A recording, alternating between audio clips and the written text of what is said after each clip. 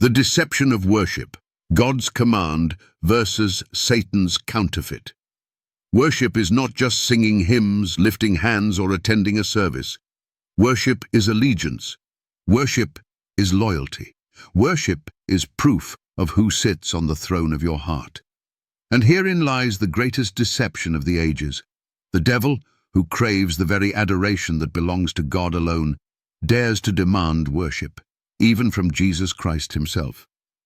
When the Son of God was led into the wilderness, Satan came with his ultimate temptation. All these things will I give you if you will fall down and worship me. Matthew 12:9. He sought the worship of the Creator by offering the kingdoms of dust. But Jesus silenced him with eternal words. Thou shalt worship the Lord thy God, and him only shalt thou serve. Matthew 4:10. Yet today many have fallen into the same trap. They worship, but not as God commanded. They sing about Jesus, they preach in his name, they build grand cathedrals, and they fill them with crowds. But the question remains, whose throne are they bowing before? Whose day are they honoring? Whose church do they belong to? Because worship without obedience is rebellion dressed as religion. The fourth commandment, the forgotten test. God thundered from Mount Sinai, remember the Sabbath day to keep it holy. The seventh day is the Sabbath of the Lord thy God. Exodus 20:8-10. This is not man's suggestion. This is the law written by God's own finger in stone, immutable, eternal, unchanging. But what has the world done? They have chosen another day, a counterfeit day, a day set by man, not by God, and they call it worship. They stand in pulpits and preach Christ, but they trample the commandment of Christ. They exalt tradition over obedience, and in doing so, they expose their true master. For when you reject the seal of the Creator, you bear the mark of the deceiver. The devil does not care if you sing about Jesus. He does not care if you call yourself Christian. He does not care if you give offerings or shout hallelujah. He only cares that you refuse obedience. He only cares that you bow to his authority by worshipping on the day he chose instead of the day God commanded. The throne test, Jesus is God. And this deception is tied to the greatest truth denied by false religion, that Jesus Christ is not created but eternal, sitting on the very throne of the Father.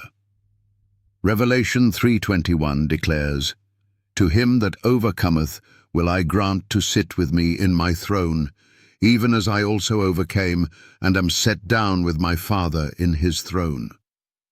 The throne is eternal.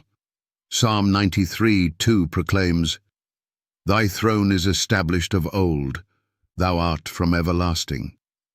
No created being can sit there, no angel, no prophet, no man. Yet Jesus sits there, proof undeniable that he is eternal God. This throne is the test.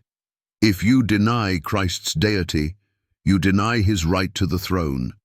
If you deny his throne, you deny his eternal existence.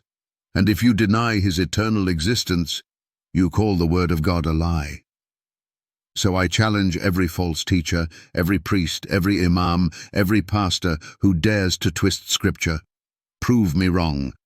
Prove that Jesus is created while he sits on the throne of the everlasting God. Prove that man can change the Sabbath while God wrote it in stone. Prove that worship is valid when it breaks the very commandments of the one you claim to serve. You cannot. The fearful warning. The Bible warns, In vain do they worship me, teaching for doctrines the commandments of men. Mark chapter 7:7. In vain, empty worship, useless religion, false comfort that ends in eternal loss. To worship on man's terms is to drink from the cup of Babylon. To reject the Sabbath is to reject the seal of the living God. To deny Christ's throne is to align with the accuser of souls. The time has come to wake up. The deception of worship is not small, it is eternal destiny. You cannot worship God your way. You must worship God His way. The seventh day remains His Sabbath. The throne remains His proof. And Jesus Christ remains God, uncreated, everlasting, worthy of worship forever. Choose this day whom you will serve, the eternal God on His throne, or the deceiver who sits in counterfeit temples. One throne leads to life, the other to everlasting destruction. Worship rightly or perish wrongly.